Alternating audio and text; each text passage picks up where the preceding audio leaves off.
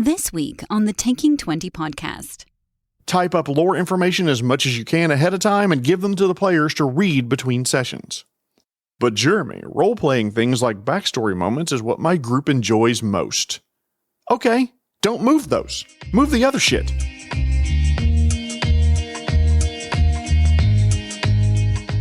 Thank you for listening to the Taking 20 podcast, episode 211, discussing the difference between long and short gaming sessions.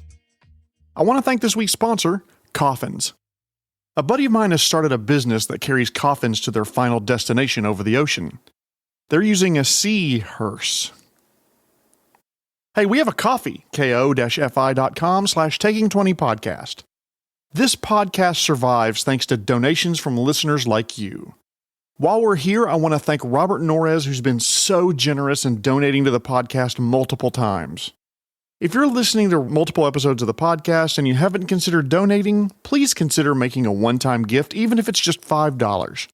Every little bit helps to offset the cost of keeping this podcast going. The previous episode and this one originated from a discussion at my friendly local game store. A few of us DMs and GMs started discussing length of a campaign, and that naturally flowed to length of gaming sessions. After all, if your campaign is 8 6-hour sessions or 12 4-hour sessions, it's 48 hours either way, right? Well, yes, Jeremy, that's how math works. And later on, when you get more advanced and hit derivatives, integrals, and matrix mathematics, things are really going to get weird for you. But thankfully, this podcast isn't about math. It's about combat and skills and social encounters that require math to resolve them. Wait, that's not what I meant. Different groups have different levels of tolerance for duration of game sessions.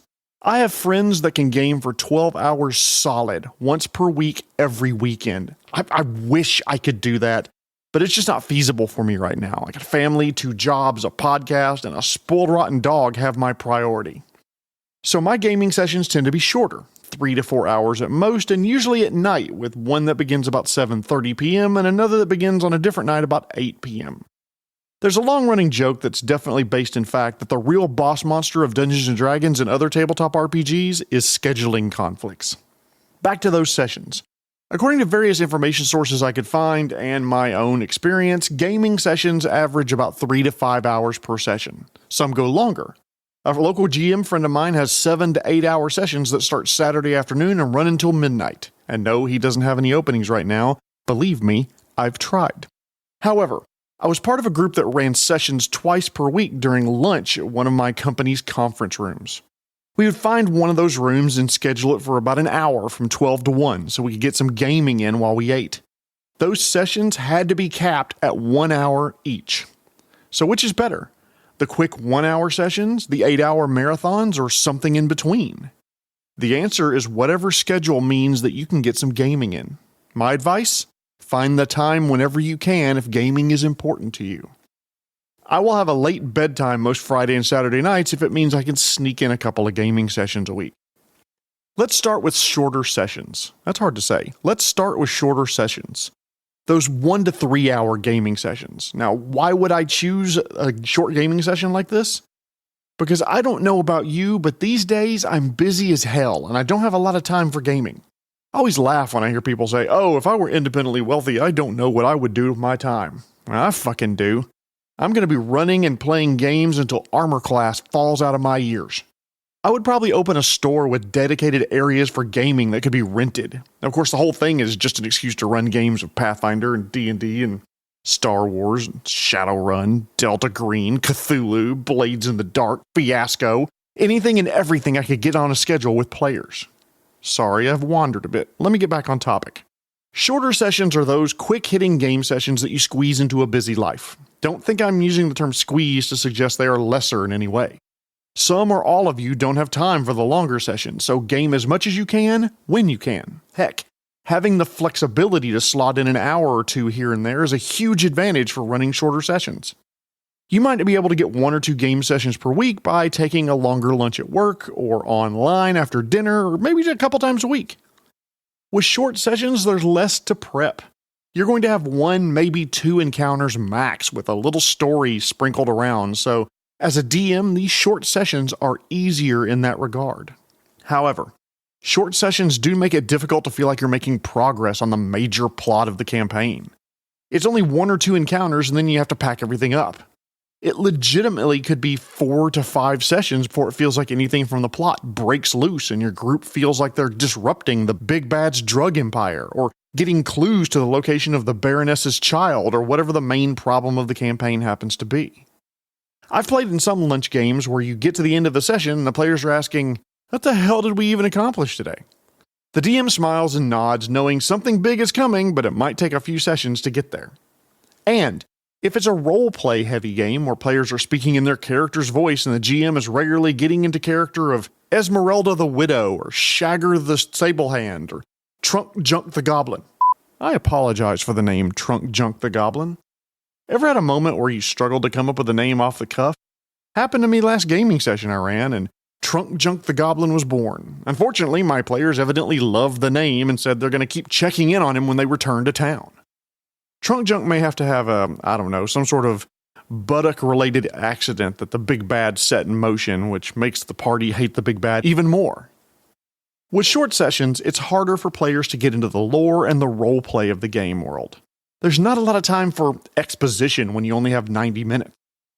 Shorter sessions also make it hard for players to change any plans mid-session. There's not a lot of time for conversations and planning, schemes, and etc., whatever you're talking about mid-combat or throughout the entire campaign.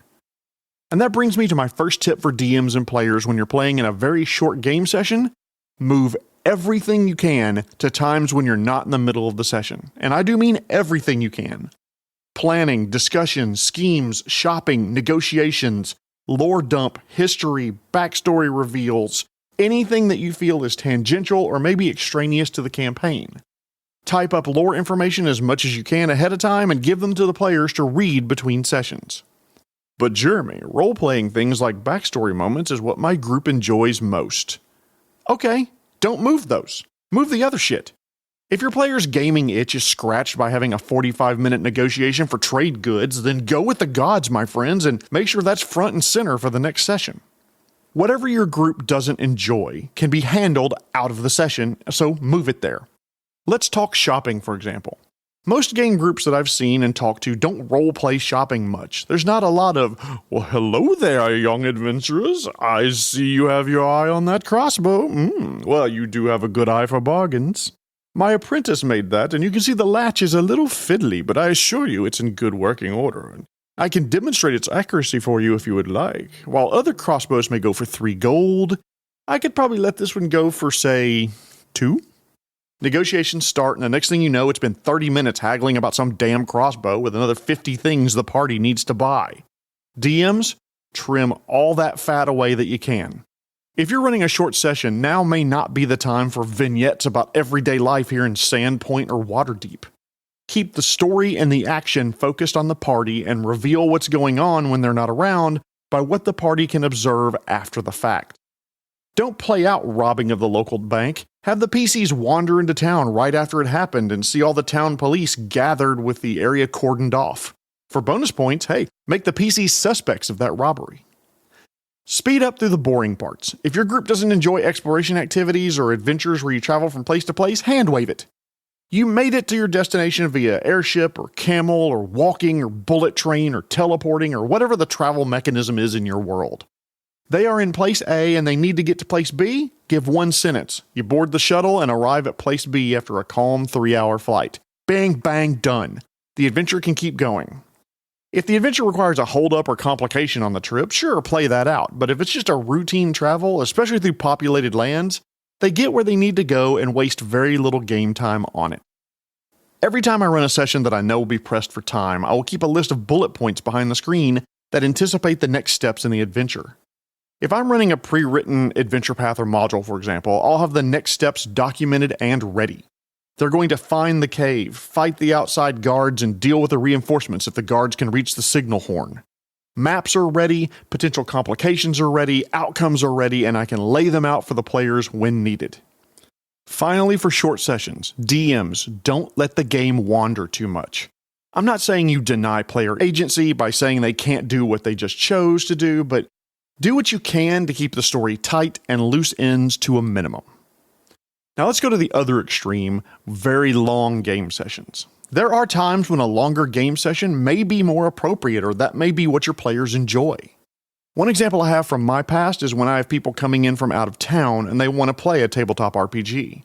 I'm not going to schedule a 2-hour game and be done. I'll talk to them. If they want a longer game, then I'm going to run them a longer game.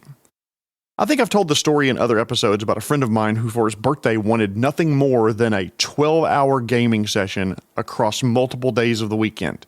So, I prepped multiple 12-hour gaming sessions around a village being menaced by the undead. I made sure to wrap up the entire adventure in the length of time that he had allotted. The first thing you need to do if you decide you want to run a longer game session, check in with the players. Make sure that's something they would enjoy. There's nothing worse than feeling like you're being held hostage by trying to be polite and not leaving in the middle of a game. So make sure everyone's on board with that duration of game session and set those expectations even before the game is scheduled. There are significant challenges to running longer game sessions, by the way. The first challenge is the amount of prep work that the DM is going to have to do. I've been doing this a long time, and I've discovered that if I want to prep, say, about a 3-hour session, it's going to take me about 15 to 30 minutes of solid prep work. That doesn't count the time it takes to find maps and make sure I have the right tokens, configure the virtual tabletop, or any other operational parts of being a DM. Long marathon sessions of DMing require significantly more prep work. This is time that you as a DM have to set aside and dedicate to getting ready for this long game session. I'll grant you I'm speaking in generalities because there's some people who can take a 2-word phrase like Centaur Plague and improvise an entire 18-hour game session around it. Generally though, most of us will require a little bit more prep work than that on long game sessions, so just be prepared for it. As you are preparing for the game session, you may struggle to fill a long time slot. It's just simply harder to keep player interest over a span of say 6 hours than it would be for 3 hours. I always advise variety whenever you can, and that's even more important over a longer game session. You don't want your session to be combat after combat and kobold after kobold. Sprinkle variety in, different types of encounters, different creatures they can come across during this long game session. Naturally, during a long game session, player attention will wander sometimes. The longer the session goes, the more likely someone will be on their phone or have to answer a question from work or from family or friends. Build in that extra time and forgiveness for your players when their minds wander just a little bit. Part of that wandering mind may result in more out-of-game chatter and banter around the table. Nothing wrong with that at all. It gives the brain time to refresh and think about something different for a minute. Players who have been neck-deep in combat tactics for an hour and a half may need those light-hearted jokes where they take a break and talk about things not necessarily related to the game. Speaking of which, your schedule should include regular breaks to allow people to get food, talk about other things, catch up, bullshit, have bio breaks, and generally do things that are not related to the game that night. Honestly, I schedule these breaks. At least every hour and a half, if not every hour, give them a 10-minute break. Long game sessions that stretch out for 8 hours or more have several short breaks scattered throughout the game session, and one long break towards the middle where you may even eat a meal together, even if it's just having pizza delivered. GMs, when it comes to long gaming sessions, the first 30 minutes are so absolutely crucial. You have to grab the player's attention somehow and get them to buy into the story that hopefully will keep their attention for longer than normal. Start your session with a big combat or huge event. What's a big event like that? The storehouse burns down, the goblins attack the city, all the fish in Lake Silvermere die, and the outpost is at risk of starvation. Come up with something big that'll grab your players' attention and immediately give them problems to solve. GMs, planning your campaign or one-shot will be a little different with short gaming sessions compared to longer ones. For short campaigns, keep the action light, move anything you can, especially the things the players don't enjoy, to out-of-session communication. For long sessions, build in regular breaks and maybe even a really big break in the middle for a meal. Grab their attention early in the session, and you'll have a better chance of keeping their attention for longer. But if you do see attention drifting, maybe call a break at a convenient spot and let everyone have a breather. Be considerate of your players and respectful of your time, and I'd be willing to bet that you and your players would have fun doing it. Hey, we have a website where you can listen to all of our old episodes and leave comments and reviews. Taking20podcast.com. Come on by, comment on an episode, and say hi. Be sure to tune in next week when I'm going to talk about how to make NPCs distinct from one another, even if you can't do an accent to save your life. But before I go, I want to thank this week's sponsor, Coffins. Another friend of mine decided to go into business making coffins for a living. Tragically, he passed away just as he finished his first one. I guess the last thing he worked on was the final nail in the coffin. The jokes just get worse every single week. This has been episode 211, Long versus Short Gaming Sessions. My name is Jeremy Shelley, and I hope that your next game is your best game. The Taking 20 podcast is a Publishing Cube media production. Copyright 2024. References to game system content are copyright their respective publishers.